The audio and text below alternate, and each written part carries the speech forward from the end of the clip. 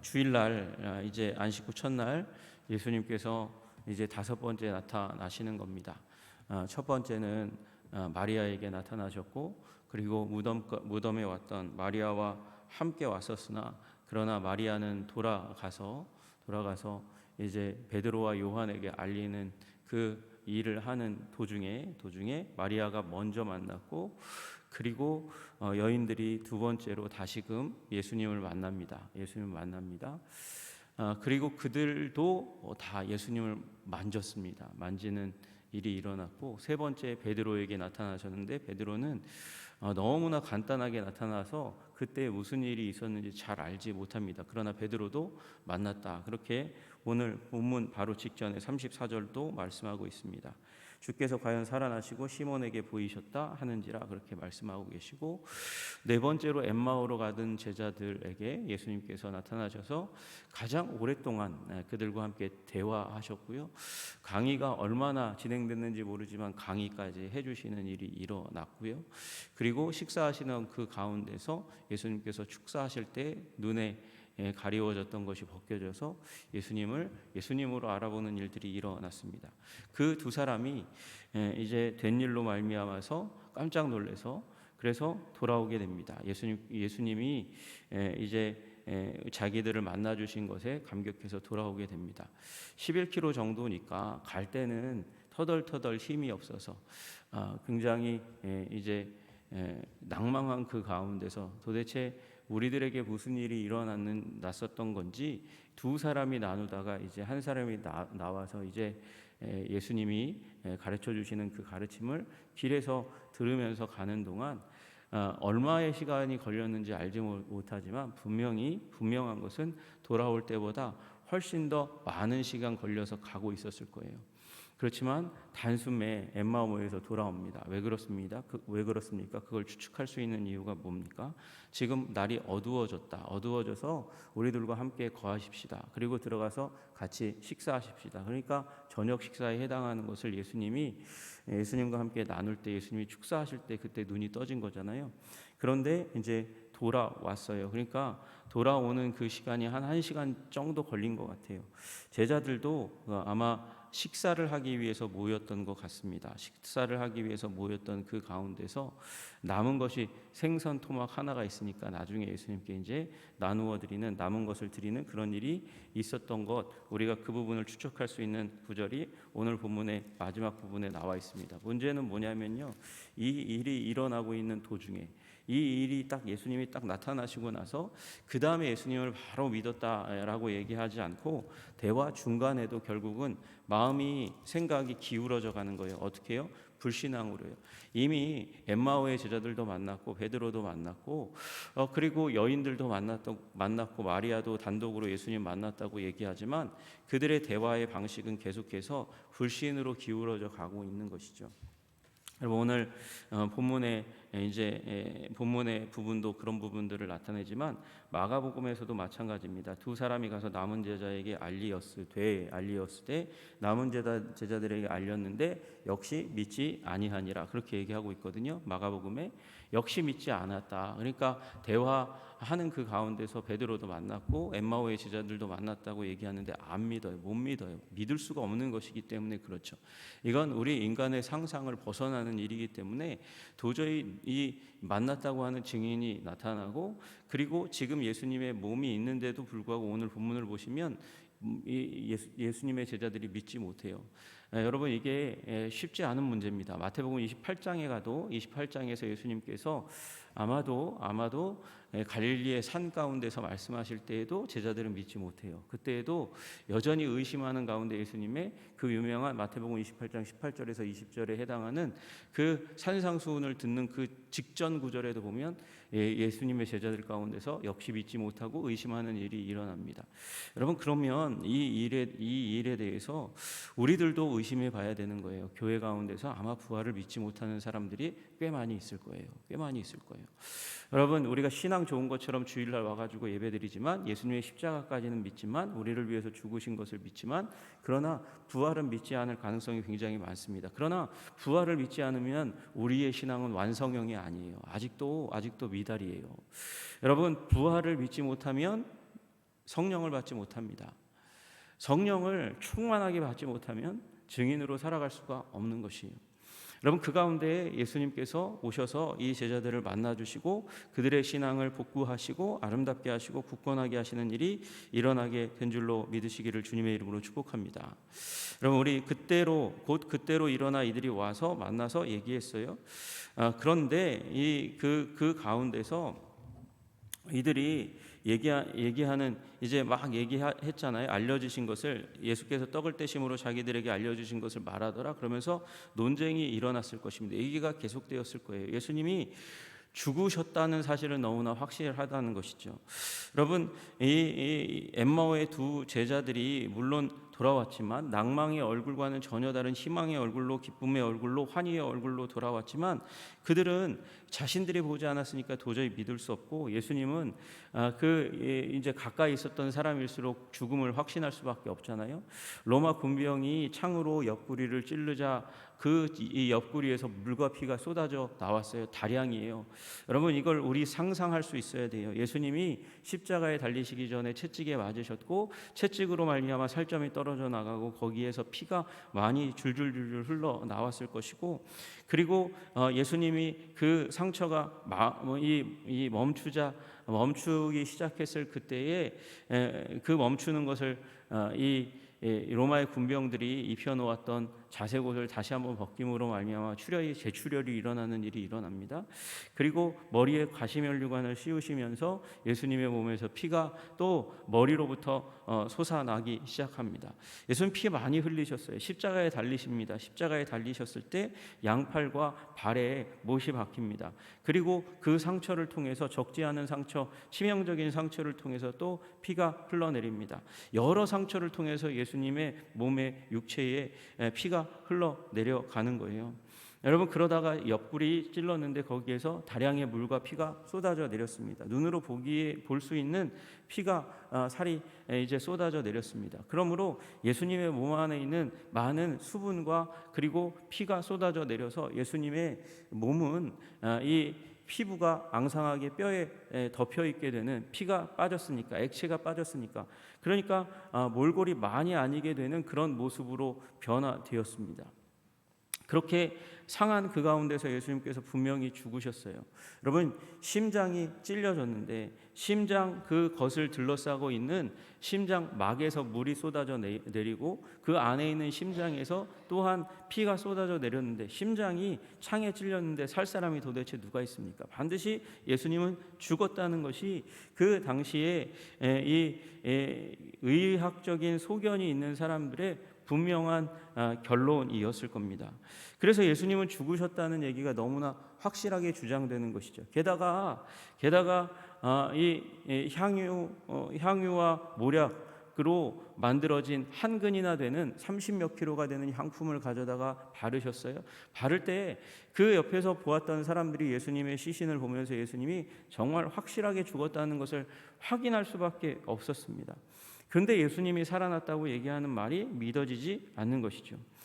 그런데 그 상황 가운데서 제자들은 또 하나의 불신뿐만 아니라 또 하나의 문제에 시달리게 됩니다. 그 문제는 두려움의 문제입니다. 이제 이 안식 후 첫날 새벽에 로마 군병이 누구에게 가요? 먼저 자기네들이 로마 총독에게 갔다가는 이 무덤을 지키는데 실패한 것으로 인해서 굉장한 채근을 받게 되고 징계를 받게 되고 이 벌을 받게 될 일이 일어나게 되니까, 자기의 이 신체에도 위해가 가해질 수 있는 일이 일어나니까 먼저 제사장에게 갑니다. 제사장에게 가서 일어난 일, 천사가 나타나 문을 깨뜨리고 그리고 거기에 나타났다 하는 얘기를 듣게 됩니다. 물론 자세한 얘기는 아니었어요. 기절했으니까, 쓰러졌으니까. 그리고 예수님의 시체가 없어졌다는 얘기도 들었습니다. 그로 말미암아 제사장은요, 이게 이 일이 하나님으로부터 일어난 일이라는 것을 알매도 불구하고 뭐라고 얘기합니까? 제자들이 훔쳐갔다. 그래서 그 소문을 유포시켰어요. 여러분, 그러니까 이 상황 가운데서는 가만히 유포시키기만 하고 가만히 있었을 것 같으세요? 아니면 이제 군병들을 풀어서 이 제자들이 어디에 있는지 찾아다니는 일을 시작했을까요? 후자에 더 가깝죠. 문제는요, 후자라 할지라도 분명히 제가 믿기로는 제사장이 야, 찾는 신용만 해 이렇게 얘기했을 거예요. 찾는 신용만 해. 왜 찾는 신용만 할까요? 진짜 찾으면 문제예요. 천사가 나타났고 그로 말미암아 시신이 없어졌다. 이건 하나님의 일이라는 걸 제사장들도 알고 있는데 제자들을 찾았어요. 그러면 시체를 찾아야 되는데 시체를 만약에 못 찾으면 어떻게 되죠? 못 찾으면 어떻게 되죠? 이들을 죽여도 못 찾으면 어떻게 되죠? 그러면 제사장들이 얘기했던 꾸몄던 이 거짓말이, 계획이, 계략이 또 폭로되는 일이 일어나니까 찾는 신용만 해요. 그러나 여러분, 그 가운데서도 이 일로 말미암아 제자들은 두려움에 있는 거예요. 여러분, 제자들은 뭐에 시달립니까? 이중고에 시달려요. 하나는 부활했냐 안 했냐 이 문제로 제자 공동체가 지금 막 싸우고 토론하고 얘기하고 낭망하고 또 좌절하고, 어떤 이들은 답답한 거죠. 분명히 예수님이 부활하신 것을 내가 보았는데 그걸 믿어주지 않는 제자들 그룹 때문에 답답한 거예요. 그리고 심지어는 얘기했어요. 엠마오의 제자들은 와가지고 성경 강해를 다시 하기 시작했을 거예요. 예수님이 하셨던 성경 강해를 하시면서, 그러면서 예수님께서 이 말을 친히 엠마오로 가는 그 가운데서 얘기하셨다고 얘기했는데도 불구하고 믿지 않는 곳으로 계속해서 기울어져 가요. 이걸 도대체 어떻게 믿을 수 있어요? 여러분, 마찬가지 그 가운데서 또 이 집 밖에서 들려오는 좀 무리가 되는 발자국 소리만 들어도 깜짝깜짝 놀라는 거예요. 그들이 들어와서 문을 깨고 들어와서 우리들을 잡아가지고 가면 어떻게 하나? 여러분, 그들이 제사장들의 그 속셈까지는 알 수가 없는 거잖아요. 잡아가서 우리들도 예수처럼 때리고 그리고 고문하다가 십자가에 못 박아 죽이면 어떡하나? 그런 두려움 가운데 있는 겁니다. 그런데 안식 후 첫날 저녁때에 제자들이 유대인들을 두려워하여 모인 곳에 문을 꽁꽁 닫아 걸었더니 그때 예수께서 오사 서서 이르시되 너희에게 평강이 있을지어다 말씀하십니다. 여러분에게 믿음이 임함으로 말미암아 세상에 대한 두려움이 사라짐으로 말미암아 평강이 임하시기를 주님의 이름으로 축복합니다. 여러분, 이건 누가복음이나 요한복음이나 똑같아요. 근데 요한복음에서는 뭐에 초점을 맞추냐면 여러분, 그들이 두려워서 문을 꽁꽁 닫았다는데 초점을 두고 있어요. 그런데 그 문을 닫았는데 예수님이 그 가운데 갑자기 나타나셨어요. 문을 뚫고 들어오시든지 벽을 뚫고 오시든지 하여튼 뭘 뚫고 오셨어요. 지붕을 뚫고 오시든지 뚫고 들어오셔가지고 그 가운데 나타나셨어요. 누가복음에도 마찬가지예요. 이 말을 할 때에 엠마오의 두 제자들과 더불어서 이제 부활 논쟁을 하고 있을 때 이 말을 할 때에 예수께서 친히 그들 가운데에 서서 갑자기 나타나신 거예요. 그들 가운데 서서 이르시되 너희에게 평강이 있을지어다 말씀하셨어요. 여러분, 우리 그리스도인들의 내적인 상태의 중요한 한 가지 현상이 무엇이냐? 평강인 줄로 믿으시기를 주님의 이름으로 축복합니다. 편안이 아니라 평강이에요. 여러분, 예수 믿으면 오히려 편안하지 않을 수 있어요. 예수 믿는 것 때문에 다른 사람들은 주일날 집안에서 늦잠도 자고 늘어지게 놀기도 하고 그렇게 합니다. 자녀들과 가족들과 시간도 보냅니다. 그런데 그 둘 중에 하나, 부부 중에 하나만 예수 믿어도 여러분, 그 가정 가운데 편안은 사라지고 그 두 배우자 중에 하나에게 주일날 시달리는 일들이 일어나요. 여러분, 둘 다 잘 믿으면요 무슨 일이 일어납니까? 안식 후 첫날 예수님께서 새벽에 일어나셨으니까 아침부터 일찍 일어나서 주일 예배 가야 되고요. 여러분, 원래 저녁 예배 드리는 그 타이밍이 예수님께서 나타나셨잖아요. 이 주일날 안식 후 첫날 저녁에 예수님이 나타나셨으니까 저녁 때 원래 농경생활과 맞아 들어가가지고 저녁 예배 드렸던 거거든요. 근데 우리들 어떻게 됐어요? 저녁까지 교회 있는 거 너무 힘드니까, 아니면 또 갔다 오는 거 현대사회에서 힘드니까, 그러니까 어떻게 합니까? 오후로 땡겼어요. 뭐 땡기는 거 나쁘지 않아요. 예배하는 거 뭐 얼마나 좋습니까? 가족과 시간 보내는 거 나쁜 건 아닙니다. 문제는요, 우리가 너무 주일날 일이 많아요. 그래도 일을 감당하려고 하는 이유가 무엇입니까? 하나님께서 우리에게 맡기신 사명이 있으니까, 교회를 교회되게 해야 되니까 편안하지가 않아요. 여러분, 그렇습니다. 예수 믿으면 편안해지지가 않아요. 그러나 여러분, 우리 심령은 더욱더 평강 가운데 충만하게 되는 줄로 믿으시기를 주님의 이름으로 축복합니다. 예수님의 죽으심과 부활의 메시지가 우리 마음을, 생각을 사로잡고 붙들면 여러분, 질 질서가 생기는 거예요. 마치 우리 창세기의 처음에 이 하나님께서 말씀하시기 전에 그때에 뭔가 물질은 있었어요. 그런데 질서가 없어요. 혼돈하고 공허하고 흑암이 가득했다, 그렇게 얘기하고 있어요. 그러나 그 가운데서 하나님께서 빛이 있으라 말씀하시면서 질서를 갖추기 시작하잖아요.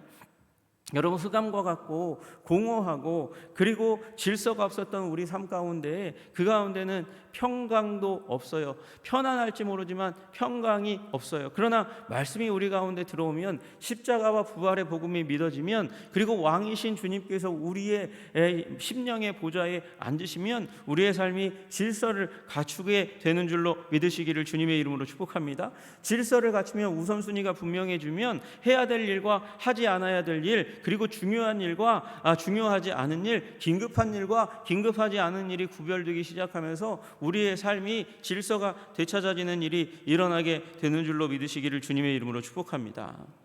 여러분, 그런데 예수님이 나타나셔서 평강이 있을지어다 얘기하는데 그들이 여전히 믿지 못합니다. 놀라고 무서워하여. 이번에는 그 무서움이 어디서 오느냐? 이게 그 보는 것을 영으로 생각하는지라. 우리말로 하면 귀신으로 보는 거예요. 귀신으로 보는 일이 일어나서 깜짝 놀라고, 문 꼭꼭 걸어 잠갔으니까, 거기에 들어올 틈이 별로 없으니까, 그러니까 어떻게 우리 가운데 분명히 없었는데, 문 열린 적 없었는데 왜 예수님이 갑자기 나타났지? 귀신이다, 이렇게 생각하는 일이 일어나는 거죠.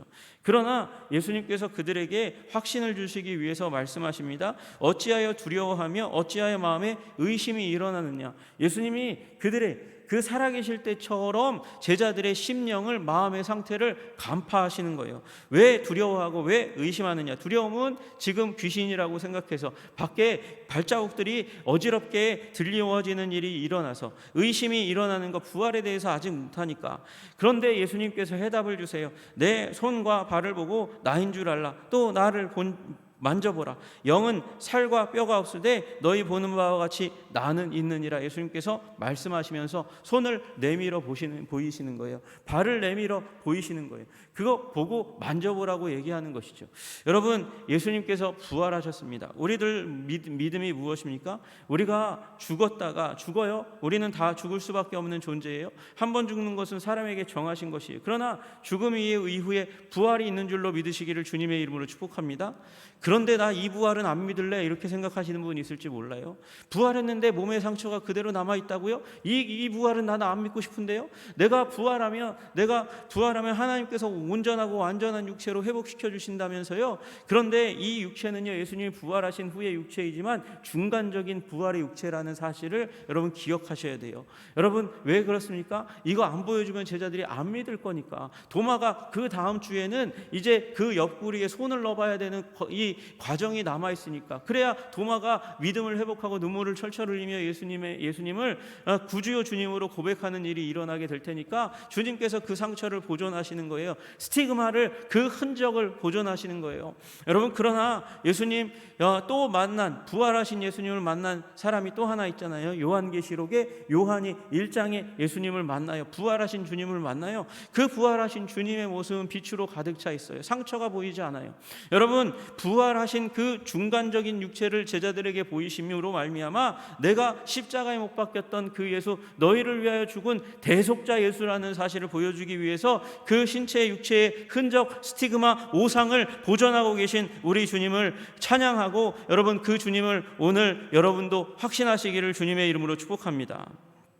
이 말씀을 하시고 손과 발을 보이시나 놀랍게도 그 순간에도 제자들은 믿지 못합니다. 불신이 우리의 본질이에요. 41절에 그들이 너무 기쁨으로 아직도 믿지 못하고 놀랍고 여길 때, 아니 이 정도 되면 믿고 놀랍게 여길 때 그렇게 써도 되지 않아요? 근데 누가는 거기다 쓰고 있는 거예요. 제자들 가운데 아직도 믿지 못하고 놀랍게 여기는 사람들도 있고 기뻐하는 사람들도 있고, 거기에 의심의 눈초리를 지금 부활하신 주님을 봤는데도 거두지 못하는 사람들이 있는 거예요. 그러니까 예수님께서 특단의 조치를 취하십니다. 여기 무슨 먹을 것이 있느냐?